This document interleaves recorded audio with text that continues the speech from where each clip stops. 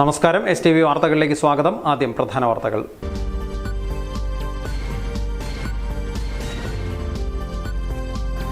തീരദേശത്ത് കനത്ത മഴ തുടരുന്നു. Conolly canal കരകവിഞ്ഞു. 100ഓളം കുടുംബങ്ങൾ വെള്ളക്കെട്ടിൽ. കയ്പമംഗലത്തും എടത്തിരുത്തിയിലും ദുരിതാശ്വാസ ക്യാമ്പുകൾ തുറന്നു.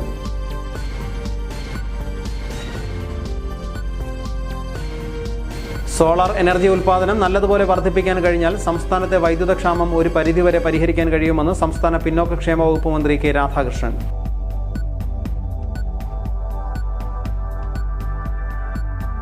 പ്രായപൂർത്തിയാകാത്ത പെൺകുട്ടിയെ 2 വർഷത്തോളം പീഡിപ്പിച്ച കേസിൽ ഒളിവിൽ കഴിഞ്ഞിരുന്ന പ്രതി അറസ്റ്റിൽ.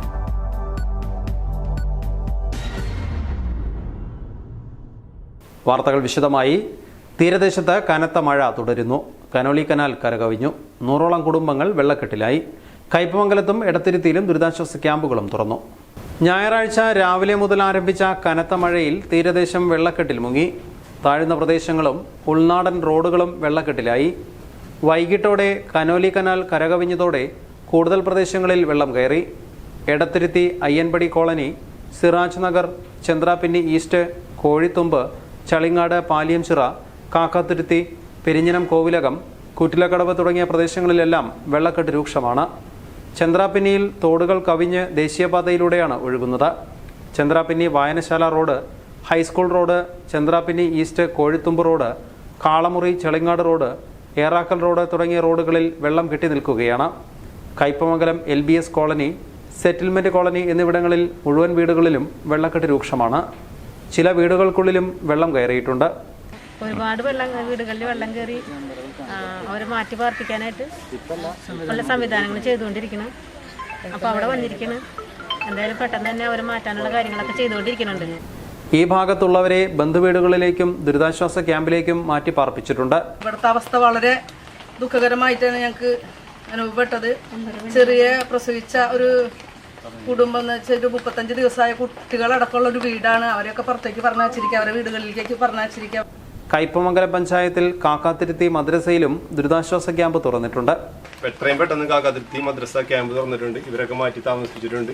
ബാക്കിയുള്ളവരോടെല്ലാവരും കാര്യങ്ങൾ പറഞ്ഞ് മനസ്സിലാക്കി അവരെയും മാറ്റി താമസിപ്പിക്കാനുള്ള കാര്യങ്ങൾ ഞങ്ങൾ നടത്തിക്കൊണ്ടിരിക്കുന്നു.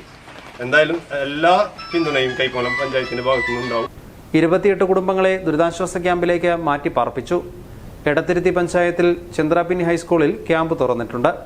2 കുടുംബങ്ങളാണ് ക്യാമ്പിലുള്ളത്. E.T. Taison MLA, Kaipamangalam panchayat president Shobhana Ravi, vice president Beena Surendran, standing committee chairman UY Shameer, panchayat അംഗങ്ങളായ VB ഷഫീഖ്, ഇസാഖ് പുഴങ്കരയില്ലാത്ത തുടങ്ങിയവർ വെള്ളക്കെട്ട് പ്രദേശങ്ങൾ സന്ദർശിച്ചു. സോളാർ എനർജി ഉൽപ്പാദനം നല്ലതുപോലെ വർദ്ധിപ്പിക്കാൻ കഴിഞ്ഞാൽ സംസ്ഥാനത്തെ വൈദ്യുതക്ഷാമം ഒരു പരിധിവരെ പരിഹരിക്കാൻ കഴിയുമെന്ന് സംസ്ഥാന പിന്നോക്കക്ഷേമ വകുപ്പ് മന്ത്രി കെ രാധാകൃഷ്ണൻ. അടുത്ത ദിവസം വലിയൊരു ആശങ്ക നമ്മുടെ സംസ്ഥാനത്തുണ്ടായി. കാരണം നമുക്ക് ആവശ്യത്തിന് വൈദ്യുതി ഇല്ലാത്ത ഒരവസ്ഥ വരുന്നതിനെ കുറിച്ചാണ് ആശങ്കയുണ്ടായത്. ആശങ്കയുടെ പ്രധാനപ്പെട്ട കാരണം നമുക്ക് ആവശ്യമുള്ള വൈദ്യുതി നമ്മളിവിടെ ഉത്പാദിപ്പിക്കുന്നില്ല എന്നാണ്. നമ്മുടെ ആവശ്യം എന്ന് പറയുന്നത് ഏകദേശം 3800 മെഗാവാട്ട് വൈദ്യുതി വേണം. നമ്മുടെ കേരളത്തിലെ ഇപ്പോഴത്തെ വ്യത്യസ്തങ്ങളായിട്ടുള്ള ആവശ്യങ്ങൾ നിറവേറ്റാൻ 3800 മെഗാവാട്ട് വൈദ്യുതി ഉണ്ടെങ്കിലും കഴിയും. നമ്മുടെ ഇവിടെ ഉത്പാദിപ്പിക്കുന്നതാകട്ടെ 1600 മെഗാവാട്ട് വൈദ്യുതിയാണ്. അവശേഷിക്കുന്ന ഏകദേശം 2200 മെഗാവാട്ട് വൈദ്യുതി നമ്മൾ വിലയ്ക്ക് വാങ്ങേണ്ട സ്ഥിതിയാണ്. അത് പലപ്പോഴും നമുക്ക് പൂർണ്ണമായിട്ട് ലഭിക്കുന്നില്ല. അങ്ങനെ വരുമ്പോൾ പലപ്പോഴും 300-400 മെഗാവാട്ടിൻ്റെ കുറവാണ് നമുക്ക് സംഭവിക്കുന്നത്. അപ്പം നമ്മുടെ കേരളത്തിൻ്റെ വികസനത്തിനും പുരോഗതിക്കും അത് തടസ്സമായി മാറും. അതായത് നമുക്ക് ആവശ്യത്തിനുള്ള വൈദ്യുതി കിട്ടിയില്ലെങ്കിൽ നമ്മുടെ എല്ലാ ഉൽപ്പാദന പ്രക്രിയയും അത് ബാധിക്കും. അപ്പോൾ അത് വലിയൊരു ആശങ്ക ഉണ്ടാക്കുന്ന കാര്യം. അപ്പോൾ നമുക്ക് നമ്മുടെ നിലവിലുള്ള വൈദ്യുതി ഉൽപ്പാദനം കൊണ്ട് മാത്രം നമ്മുടെ നാടിൻ്റെ ആവശ്യങ്ങൾ നിറവേറ്റാൻ കഴിയുന്നുണ്ട്. അങ്ങനെ നിറവേറ്റാൻ കഴിയാതെ വരുമ്പോഴാണ് നമ്മൾ മറ്റു മാർഗത്തിലൂടെ എനർജി ഉൽപ്പാദിപ്പിക്കാൻ വേണ്ടിയുള്ള ശ്രമം നടത്തുന്നത്. നമ്മുടെ സോളാർ എനർജിയുടെ ഉപയോഗം നല്ലപോലെ, അല്ലെങ്കിൽ സോളാർ എനർജിയുടെ ഉൽപ്പാദനം നല്ലതുപോലെ വർദ്ധിപ്പിക്കാൻ കഴിഞ്ഞാൽ ഒരു പരിധിവരെയെങ്കിലും നമ്മുടെ വൈദ്യുതിയുടെ ക്ഷാമം നമുക്ക് പരിഹരിക്കാൻ വേണ്ടി കഴിയും. കയ്പമംഗലം കാക്കാത്തുരുത്തി ബദർ ജുമാ മസ്ജിദിൽ സോളാർ വൈദ്യുത ഉൽപാദന പദ്ധതിയുടെ ഉദ്ഘാടനം നിർവഹിച്ച് സംസാരിക്കുകയായിരുന്നു അദ്ദേഹം. നിലവിൽ സംസ്ഥാനത്ത് ഉൽപ്പാദിപ്പിക്കുന്ന വൈദ്യുതി കൊണ്ട് മാത്രം നമ്മുടെ നാടിന്റെ ആവശ്യങ്ങൾ നിറവേറ്റാൻ കഴിയാത്ത അവസ്ഥയുണ്ട്. കേരളത്തിൻ്റെ അഭിവൃദ്ധിക്കും പുരോഗതിക്കും അനിവാര്യമായിട്ടുള്ള വൈദ്യുതി നമ്മൾ തന്നെ ഉൽപ്പാദിപ്പിക്കാനുള്ള കാഴ്ചപ്പാടാണ് നമുക്ക് വേണ്ടത്. സാധ്യമാകുന്ന സ്ഥലത്തെല്ലാം സോളാർ പാനൽ സ്ഥാപിച്ചുകൊണ്ട് കേരളത്തിലെ വൈദ്യുതി ക്ഷാമം പരിഹരിക്കാൻ വേണ്ടിയുള്ള പ്രവർത്തനം സംഘടിപ്പിക്കേണ്ടതുണ്ടെന്നും മന്ത്രി പറഞ്ഞു. മഹല്ല് പ്രസിഡന്റ് PA അബ്ദുള്ള അധ്യക്ഷനായി. ET Tyson MLA, Samastha Kodungallur taluk committee vice president Najeeb Thangal Androth എന്നിവർ മുഖ്യാതിഥികളായി. ജില്ലാ panchayat standing committee chairman PM Ahmed, block panchayat vice president CS Saleesh, panchayat standing committee chairman UY Shameer, panchayat അംഗങ്ങളായ VV ഷഫീഖ്, ഇസാഖ് പുഴങ്കരയില്ലത്ത, മഹല്ല് ഖത്തീബ് നിസാബുദ്ദീൻ ഫൈസി, മഹല്ല് committee treasurer PA Abdul Razak, committee അംഗം ഹൈദർ അന്താറത്തറ എന്നിവർ സംസാരിച്ചു. 2,80,000 രൂപ ചെലവിട്ട് 5 കിലോവാട്ട് ലഭിക്കുന്ന 21 സോളാർ പാനൽ സ്ഥാപിച്ച് പ്രതിദിനം 20 യൂണിറ്റ് വൈദ്യുതി ഉൽപ്പാദിപ്പിച്ച് ഉപയോഗം കഴിഞ്ഞ് മിച്ചം വരുന്ന വൈദ്യുതി KSEBിക്ക് നൽകാവുന്നതുമായ പദ്ധതിയാണ് ബദർപള്ളി മഹല്ല് കമ്മിറ്റി ആവിഷ്കരിച്ചിട്ടുള്ളത്. പ്രായപൂർത്തിയാകാത്ത പെൺകുട്ടിയെ 2 വർഷത്തോളം പീഡിപ്പിച്ച കേസിൽ ഒളിവിൽ കഴിഞ്ഞിരുന്ന പ്രതി അറസ്റ്റിൽ. മതിലകം പുതിയകാവ് സ്വദേശി പെരുന്തറ വീട്ടിൽ മുഹമ്മദ് ബഷീറിനെയാണ് അറസ്റ്റ് ചെയ്തത്. 2017 മുതൽ 2019 വരെയാണ് പ്രായപൂർത്തിയാകാത്ത ബന്ധുവായ പെൺകുട്ടിയെ പീഡിപ്പിച്ചത്. സംഭവശേഷം വിദേശത്തേക്ക് മുങ്ങിയ പ്രതി കഴിഞ്ഞ ദിവസം തിരുവനന്തപുരം എയർപോർട്ടിൽ തിരിച്ചെത്തിയപ്പോഴാണ് പിടിയിലായത്. റൂറൽ SP G പൂങ്കുഴലിയുടെ നിർദ്ദേശപ്രകാരം കൊടുങ്ങല്ലൂർ DYSP സലീഷ് N ശങ്കറിന്റെ നേതൃത്വത്തിൽ കയ്പമംഗലം SI P സുജിത്തും സംഘവുമാണ് അറസ്റ്റ് ചെയ്തത്. പ്രതിയെ കോടതി റിമാൻഡ് ചെയ്തു. SIമാരായ പാട്രിക്, റോയ്, പോലീസുകാരായ അനൂപ്, റാഫി, സിനോജ്, വിനീത് എന്നിവരും അറസ്റ്റ് ചെയ്ത സംഘത്തിലുണ്ടായിരുന്നു. CPI Perinjanam local committee office ഉദ്ഘാടനം ചെയ്തു. CPI ജില്ലാ സെക്രട്ടറി KK വത്സരാജ് ഉദ്ഘാടനം നിർവഹിച്ചു.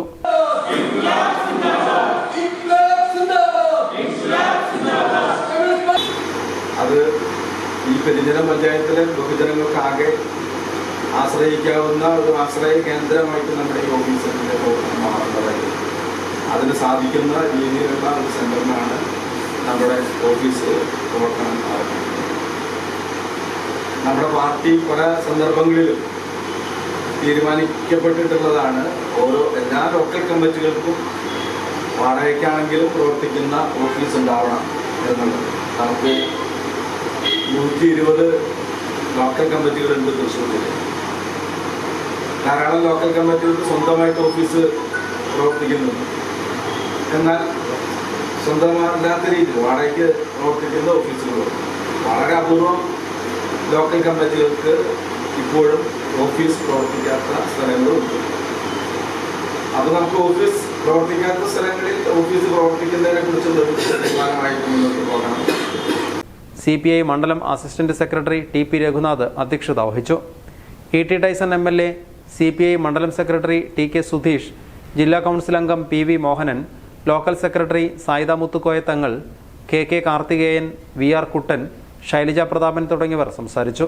ലൈറ്റ് ചാരിറ്റബിൾ ട്രസ്റ്റിന്റെ നേതൃത്വത്തിൽ നടത്തുന്ന അനാഥർ അമ്മമാരോടൊപ്പം സ്വന്തം വീടുകളിൽ ധനസഹായ പദ്ധതിയുടെ ജില്ലാതല ഉദ്ഘാടനം കയ്പമംഗലത്ത് നടന്നു.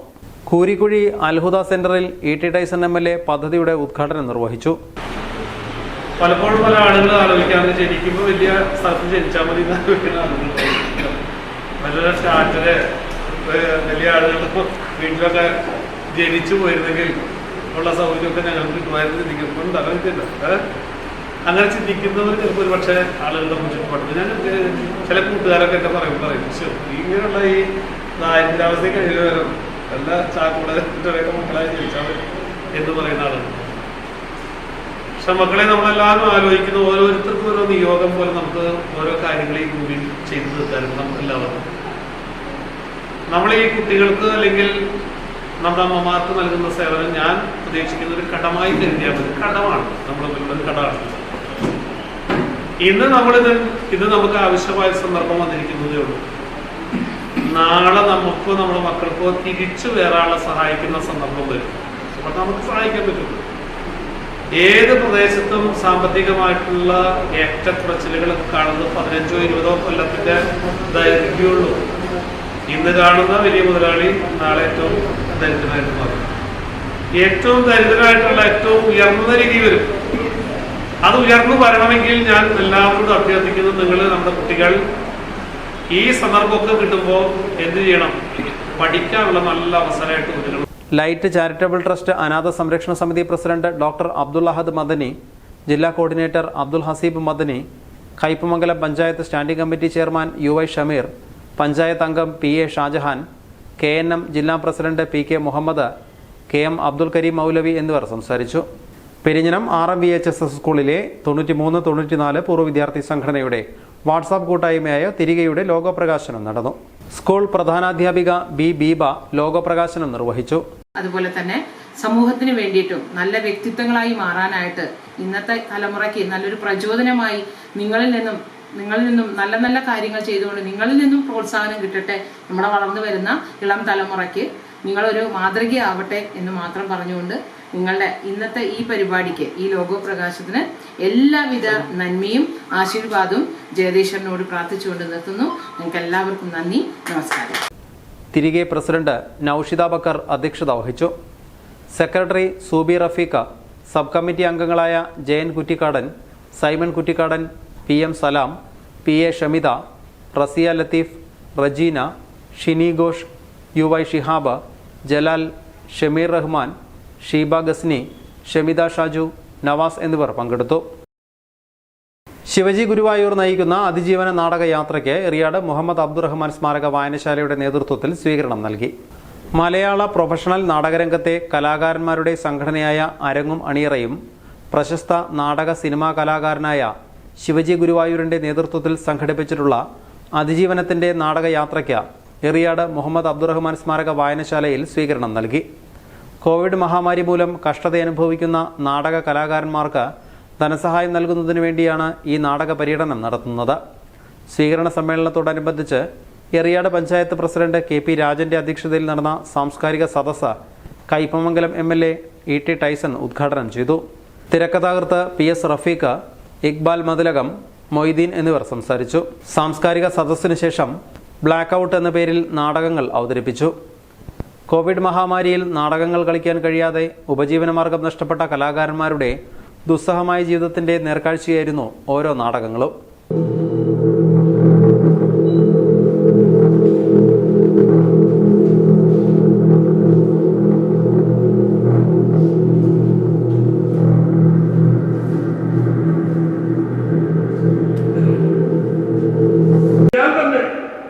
ഇന്നലെ തൂക്കിലേറ്റിയ നിങ്ങളുടെ കുമാരന്മാർ എന്നെ തൂക്കിലേറ്റിയതിൽ എനിക്ക് ഒരു സങ്കടവുമില്ല. ജനകീയ നീതി നടപ്പാക്കിയതിന്റെ പേരിലാണല്ലോ എന്നെ തൂക്കിലേറ്റിയത്. 4 വയസ്സ് പ്രായമുള്ള എന്റെ മോളെ മൃഗീയമായി ബലാത്സംഗം ചെയ്ത് കൊന്നു ചാക്കിൽ കെട്ടിയ മൃഗത്തെ കൊല്ലാൻ തന്നെയാ ഞാൻ കാത്തിരുന്നത്.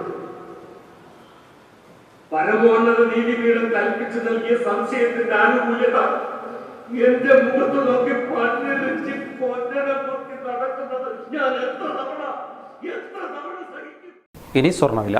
ഇന്നത്തെ സ്വർണ്ണവില നിങ്ങൾക്കായി അവതരിപ്പിക്കുന്നത് മംഗല്യ ജ്വല്ലേഴ്സ്, കയ്പമംഗലം, കാളമുറി. അവസാനമായി പ്രധാന വാർത്തകൾ വീണ്ടും.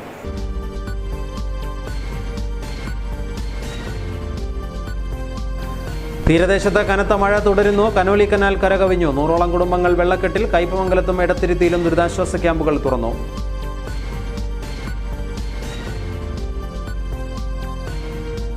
സോളാർ എനർജി ഉൽപ്പാദനം നല്ലതുപോലെ വർദ്ധിപ്പിക്കാൻ കഴിഞ്ഞാൽ സംസ്ഥാനത്തെ വൈദ്യുതക്ഷാമം ഒരു പരിധിവരെ പരിഹരിക്കാൻ കഴിയുമെന്ന് സംസ്ഥാന പിന്നോക്കക്ഷേമ വകുപ്പ് മന്ത്രി K. രാധാകൃഷ്ണൻ.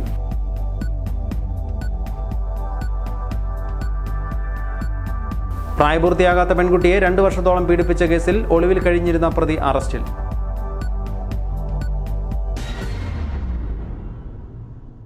ഇതോടെ വാർത്തകൾ കഴിഞ്ഞു. നമസ്കാരം.